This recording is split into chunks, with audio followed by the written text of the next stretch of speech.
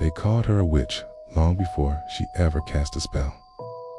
Mara lived at the edge of the marsh where the ground breathed at night and fog crept like a living thing. She spoke to no one unless spoken to, not because she was cruel, because words had a way of sticking to her rough, becoming something else after they left her mouth. When animals were hurt, they found her door. When crops failed, villagers pretended not to look in her direction. Yet somehow, her herbs appeared on their windowsills by morning. Gratitude was dangerous. Fear was safer. Mara learned early that magic was not fire or thunder. It was listening. She listened to the way the wind bent reeds before storms. She listened to the ache in bones before death came gently instead of loud. She listened to the old names still buried under stones and soil, names the land remembered even if people did not. The night they came for her, the moon was thin as a blade.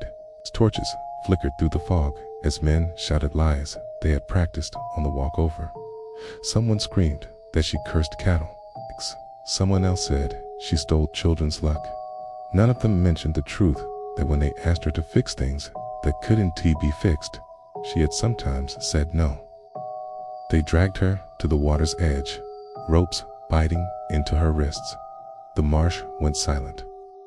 Mara looked at them and felt nothing but a deep, familiar tiredness. "I warned you," she said softly.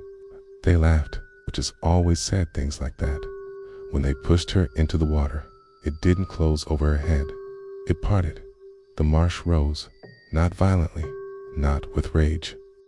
Slowly, reeds lifting, water standing tall, mud hardening into something ancient and patient. The ground itself stood between Mara and the men, unmoving as a held breath. She stepped onto solid earth, dry as if she had never been touched. "This land is older than your fear," Mara said. Her voice carried not loud, but heavy. It knows who listens. The torches went out, one by one. My. The villagers found the marsh unchanged. No bodies, no marks. Only new paths where the ground had shifted slightly, as if to remind them where they were allowed to walk.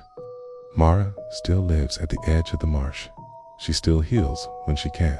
She still listens. But now, when people whisper the word witch, they do it carefully because they finally understand.